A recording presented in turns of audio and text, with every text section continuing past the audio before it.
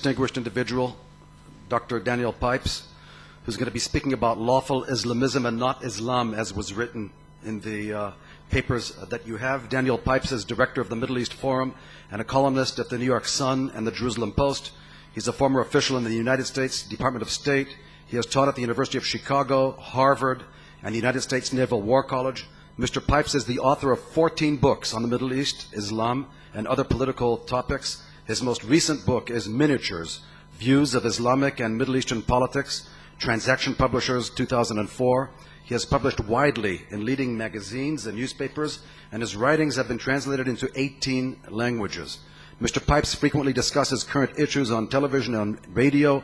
He was appointed by President Bush to the board of the United States Institute of Peace, has testified before many congressional committees, and has served on 4 presidential campaigns. He attends many of our conferences and has spoken at IDC Herzliya in the past. We've been pleased to have him. I remember when he spoke at Evelyn Dweck's home in Herzliya Pituach only a couple of years ago. I think that was the first time that he visited here. Without any further ado, Dr. Pipes.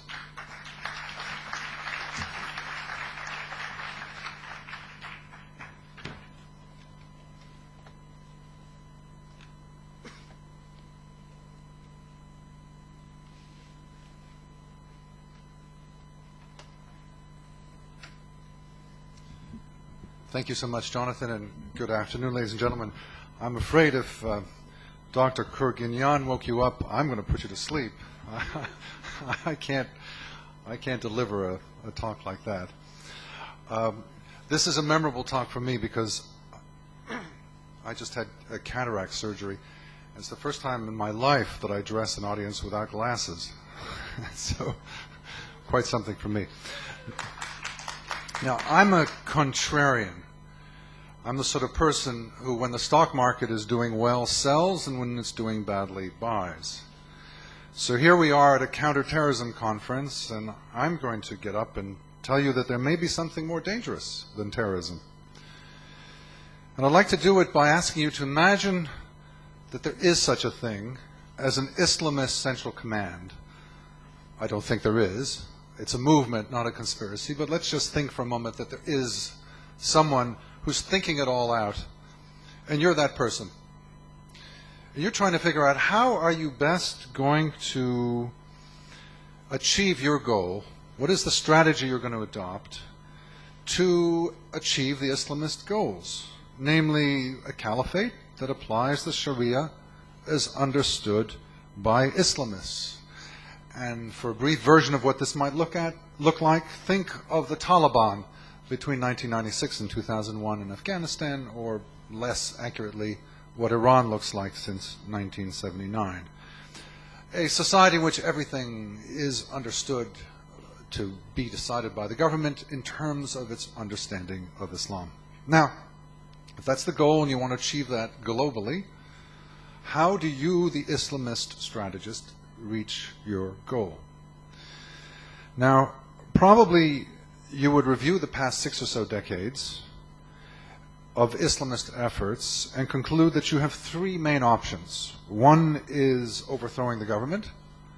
The second is working within the system, or what I call lawful Islamism. And the third would be some combination of the 2. I'd like to start by looking at violence, and here I'm going to rely on the work done by someone at this university, Cameron Brown, who's Assistant Director of the Global Research and International Affairs. And if you look at violence, there are, again, several different alternatives. First is revolution. Revolution meaning a widespread social revolt involving hundreds of thousands, millions of people. Well, this has happened. It happened in Iran in 1978-79. But it hasn't happened since, and it's unlikely to happen again anytime soon. A revolution, a true revolution, is a very unusual event. It's not something you, as a strategist, would plan on achieving. It requires circumstances beyond your control. Second possibility would be a coup d'etat, the successful overthrow of one regime by another group. This also has happened in the Sudan in 1989. But again, it's only happened once, because it's difficult to achieve. Regimes, by and large, are merciless and cruel and determined in their effort to stay in power. And if the 1950s were an era in the Middle East when regimes came and went, today we see the enduring ability of regimes to stay in power. The street, the opposition, the conspirators rarely can achieve much. Gaddafi got to power quite easily. No one has been able to replace him. So coup d'etat, while theoretically possible, is in fact very difficult. And one attempt that was made just recently was in Pakistan with the Red Mosque in July, where the leaders of this mega mosque complex tried to incite and were ultimately, or at least so far, have been repressed. So revolution, coup d'etat, possible, have happened, but very difficult. Third possibility is civil war. This also has happened in Afghanistan in 1996. But again, states in general are able to repress insurrections of this sort. We saw it in Algeria in the mid-1990s, in Egypt about the same time, in Syria in the early 1980s. Over and over again, the state is able to repress would-be civil war efforts. The state is strong. When the state is weak, as it was in Afghanistan and perhaps in other places, a civil war could follow. But again, something very difficult for strategists to plan out. And then there's terrorism, the fourth of these violent methods. Revolution, coup d'etat, civil war, and terrorism. Terrorism has never worked. There is no ruling power that came to power through terrorism. It can cause damage. It can cause a great deal of damage, but it cannot change a regime. At least so far, there is no indication that it can. I like to use the mental game of Hurricane Katrina in New Orleans 2 years ago. It did a huge amount of damage. Imagine that damage had been done by terrorists who'd blown up the levees, and many thousands had died, and vast economic damage in the city. Then what? Terrorists are not in a position to come in and occupy the city. They can just do damage. Now here I'd like to distinguish between terrorism in the Muslim world and terrorism in the West. In the Muslim world, it tends to be counterproductive. Whether Islamist terrorism has taken place in Syria or Egypt or Algeria or Jordan or Saudi Arabia or Morocco, one finds that there is a furious reaction. Why are you attacking us? You should be attacking them out there, the non-Muslims. There are some benefits to be seen. For example, in Egypt, the Islamist terrorist onslaught opened the way for some lawful Islamists. For example, Sheikh Sharawi was put on television as a kind of response to the violent Islamists. But by and large, it doesn't work. And in fact, the most dramatic case I can think of is Anwar Sadat being murdered by Islamists in 1981. It didn't lead to a change of ruler, but it didn't lead to a change of regime. In the West, it's somewhat more productive for the Islamists. It rallies Muslims, as happened particularly in 9/11. Islamists around the world felt energized by this astounding success. It can win elections, as in Hezbollah's case in Lebanon. Hard to see it would have achieved the prominence it did without its use of violence. It can change policies, as in Madrid, where a finely tuned act of terrorism led to a different outcome in the election in 2004. It can also improve, in some ways, the circumstance of lawful Islamists, as in London, where after the bombings of July 2005, the lawful Islamists, the ones working within the system, went to the leadership of the country and said, look what happens if you're in Afghanistan, if you're in Iraq, if you've got the wrong policies on Palestine, look what happens. And it won them some benefits. But even here, I think the negatives outweigh the positives. And if you're an Islamist strategist, you would decide that, say, the London bombings or even 9/11 were not worth it.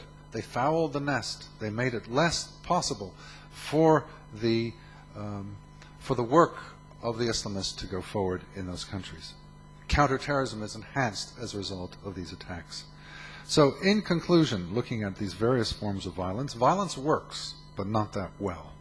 Terrorism is the least effective, at least so far, of these various forms of violence. A clever strategist should conclude from this survey that overthrowing the government attempts to overthrow the government rarely lead to victory. In contrast, recent events show that working through the system offers better opportunities. And if we look first at the Muslim world, based on the high reputation of the Islamist parties, their honesty, their concern with the poor, their vision, their sense of purpose. They're being funded, organized. They're having cadres aplenty devoted to this work. Also, sometimes based on the failure of others, particularly in Turkey in the 1990s, one can see a number of successes. Algeria in 1992, before the insurrection, working through the system. Had the elections gone forward, they presumably would have come to power. In the Palestinian Authority, a year and a half ago, the Hamas representatives won 74 out of 132 seats, as you may recall. In Turkey, both in 2002 and then resoundingly last month, or 2 months ago now, the AK party succeeded in doing better than anyone else has in decades. Bangladesh in 2001. These are more productive ways to get to power than the use of violence. And furthermore, even where the Islamists are not in power, they are powerful opposition. In Egypt, in the most recent elections, the Islamists won 19% of the votes, 19% of the seats, 88 out of 454, but they only contested 148 seats, and of those they won 60%.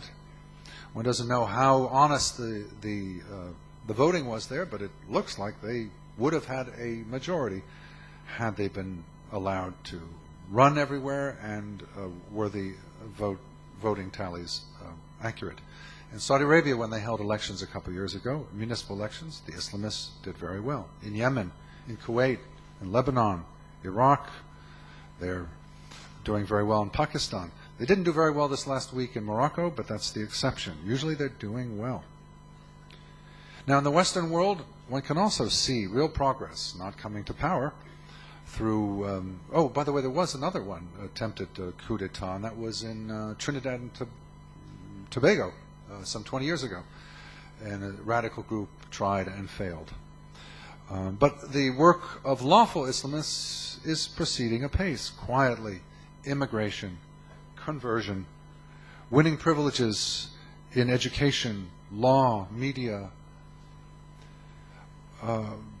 I think this is a recipe that works. It doesn't create a backlash. It doesn't create focus. People are not outraged. It's not the top of the news, but small incremental steps which in the aggregate can transform society. But best of all, I think, from the Islamist point of view, would be the third way, which is a combination of the two. Working within the system, the above cases suggest, has its limitations. Best of all is a combination of softening up the enemy through lawful means, then seizing power. Well, the Hamas record of winning the election and then taking over from Fatah offers a case of this 1-2 punch that succeeds. I think that, if it can be achieved, would be what I, as an Islamist strategist, would encourage. Work through the system, retain military and other means so that you can push for the final seizure of power. Soften up regimes through dawah, then through civil war and revolution. Use violence judiciously in the West. I would suggest that what works best is low-scale, individual violence by people who have no record, what I've dubbed sudden jihad syndrome, just suddenly people going berserk, shooting and killing people around. Can't stop it. Or something very, very large. But the mid-level, the kind of 7/7 bombing in London is the least useful.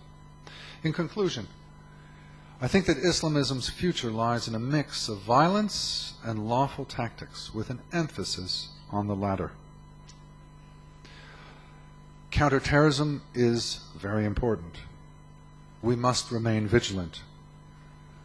But no less important, both in the Muslim world and the West, are the other areas of lawful activity. The media, education, the lobbying of politicians, lawfare, that is to say, using the courts to achieve your goals, philanthropy, mosques, and many other institutions. So, I hope you see that violence, and terrorism in particular, is just one wing of a two-wing strategy. And while not in any way lessening the importance of the terrorist wing, I'd like to bring to your attention the importance of the nonviolent, lawful, working within the system efforts of the Islamists, which are no less important. Thank you.